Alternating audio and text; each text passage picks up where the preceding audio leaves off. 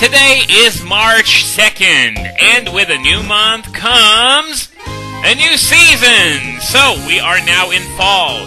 Now that that's done, today we are going to take on the Royal Unova, which costs $1,000 if you want to enter, and of course you're going to make it back incredibly quickly.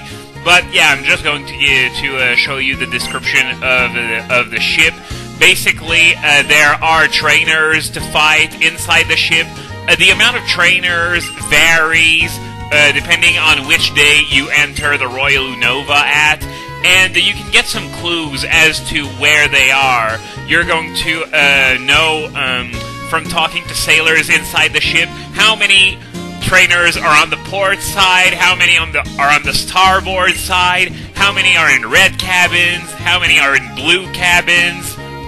So yeah, this is sort of a puzzle, and if you can defeat all the trainers before time runs out, because there's a time limit as well, you're going to get a prize. Today is Saturday, so the prize is going to be a Rage candy bar, but if you come on Sunday, you get the most interesting prize, which is a rare candy. So, welcome to the Royal Unova. Today there are 6 trainers, so I'm gonna have to remember that. Of course, fighting trainers isn't the only thing you can do. You can also go to the observation deck to check out the view and marvel at the graphics of the game, I guess. So, the observation deck is right up these stairs, but we're not going to go there. We're here for the trainers. So, this sailor here is going to give us a clue as to the location of these trainers. So, yes, I will listen to your hint. So, what do we have today? 5 on the port side and 1 on the starboard side. So, I'm going to take note of that real quick. And yes, this was why this was there. You probably noticed that something was different about this video. So, blue cabins, there are only 2, so that means that there are going to be 4 in the red ones. So, now that this is done, we can start looking for the trainers. So, I'm going to get started with red cabins on the port side, since these are the most numerous. And I think this one wants to battle. Yes! So this is going to be our first trainer. So I'm just going to, once again, take some notes. So yeah, marvel at my amazing editing skills. Yeah, this is a notepad document that I have right next to the emulator, actually. So yeah, advanced editing my ass. This is as crude as it gets. I don't think I'm cut out for something awful. But all joking aside, I was talking about a time limit earlier on, and which form of Wormadam is going to...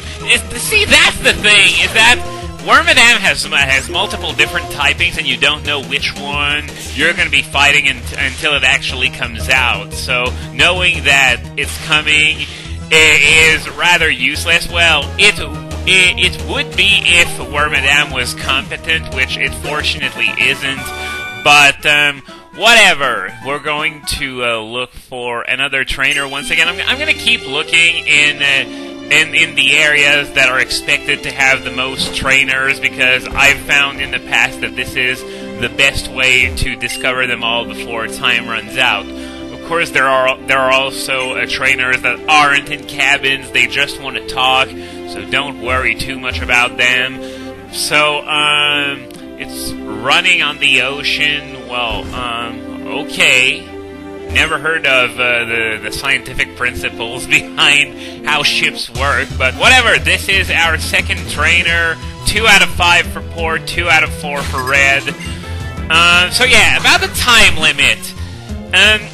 As the woman outside the ship said, you're going to know the trip is over when the whistle is blown 5 times in total. So, after a few minutes, you're going to hear the whistle get blown once, and then once again, and then once again.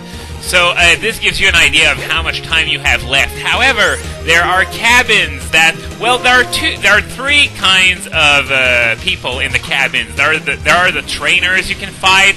There are people that will just say 1 or 2 sentences and then stop And then there are other people who are just going to talk and talk and talk and talk endlessly, and it's going to take so long that at the end of their speech, the whistle is going to be blown once. So you really want to avoid talking to these people, which is why it's rather important that you find all those trainers and fast. If it weren't for that mechanic, I think the Royal Unova would be incredibly easy, but this is meant to implement the possibility of actually losing. And yeah, this was exactly what I was talking about, so yes, this one wants to battle as well. So, this is going to be 3 out of 5 on the port side, 3 out of 4 for red, for red cabins. Now, this is completely unrelated to this, but something I've said a few videos ago that I wanted to come back to was that apparently Ken Silverman was aware of my Let's Play of Ken's Labyrinth that I made, and a few among you pointed out that it's probably the only one that's actually complete on YouTube, so it would mean that, of course, he would probably know about it. And had I had known that he'd be aware of that, I would have probably waited a bit longer before LPing it, for the simple reason that when I started that Let's Play, I was about, 1 month into my Let's Playing career, and as a result, I wasn't quite the best I could be. So as a result, I don't consider it one of my best works. So if I had waited a bit, my commentary might have actually been better. Sorry, Ken, I apologize. So is he gonna want to battle? No. Oh, and the whistle blew while I was talking to him. This is not one of the people that automatically makes a whistle blow, by the way. This is, oh, does this one want to fight by any chance? Yes! So that is number 4 on the port side, and it's the first one in a blue cabin. So yeah, as I was saying, that other guy that I talked to, it was just a coincidence that the conversation triggered the whistle, because it's not one of those people who automatically make a whistle blow. It just so happened that I'd been there for a few minutes already, and it was time for the whistle to blow anyway. Trust me, you're going to know it when you see one of those people that just want to blab your ears off and make the whistle blow at the end of their conversation. Also, something that I like to point out that is rather interesting about the Royal Unova is that in Black and White 2, you can access it before the post-game. There are 2 series of trainers that you can fight in the Royal Unova, one in the main game and another one in the post-game. There is nothing like what you have in the Nimbasa stadiums, where after a certain point they're just going to keep on increasing and increasing and increasing in levels. It just happens once, and that is when you beat the main game. And wow, I tend to forget how bulky Alomomola can be. It took a fusion bolt to the face from Zekrom and survived. And I mentioned the Nimbasa stadiums just now. One thing that I'm going to do that I also did in the Nimbasa stadiums is that I'm not going to be covering every trainer that can appear in this place. I'm only doing this Royal Unova thing once.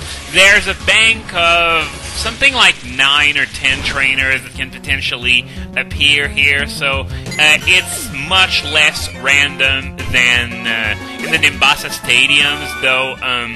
Of course, on Saturday and Sunday there are more trainers, so you get an opportunity to cover more of them. But yeah, I'm not going to be checking out every possible trainer. If you want to see all the lineups, you can go on Cerebi or Bulb Garden, and you can... Okay, so this one didn't want to battle, so this means that it's one of these 2, because otherwise I've checked out everything there is to check out on the left side of the ship. And, nope. So this means that the ass trainer on the other side is the one that wants to battle. It's the last one on the port side. So, yep. Looks like he wants to battle, so here we go. We are now done with the port side of the ship, and this is the last one in a blue cabin as well. So when we go over to the starboard side, we are going to only need to check out the red cabins because we will have fought both trainers that are in the blue cabins.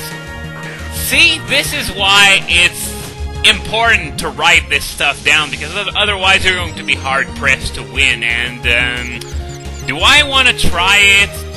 Oh hell, I'm gonna try it anyway, and I'm gonna take a thrash to the face, and wow, that did a lot more damage than I expected. Then again, it's Tauros.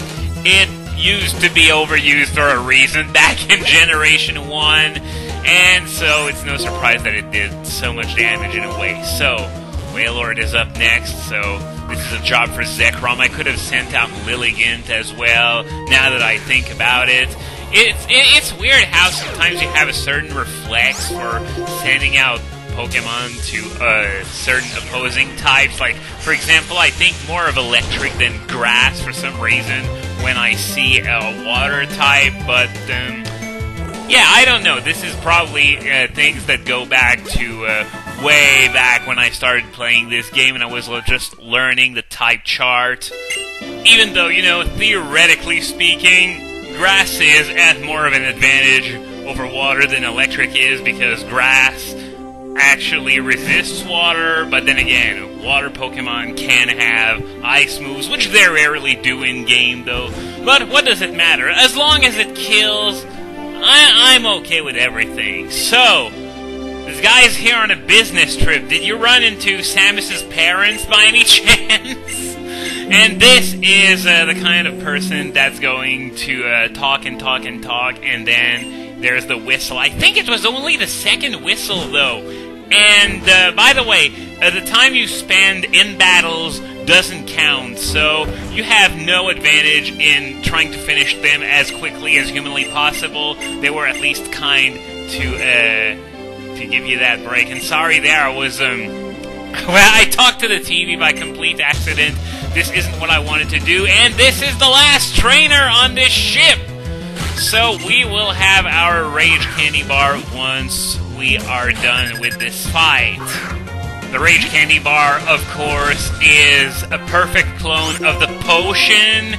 Even though, you know, it's fancier and more rare, it's just functionally the exact same thing as a potion. So, just makes you wonder, why is that a prize to begin with?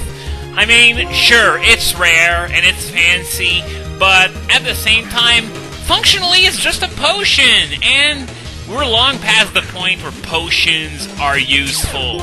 And jumping through all kinds of hoops like that, just for the equivalent of a potion, even when you first get in Castelia and Black and White 2, this would be just ridiculous, but come on!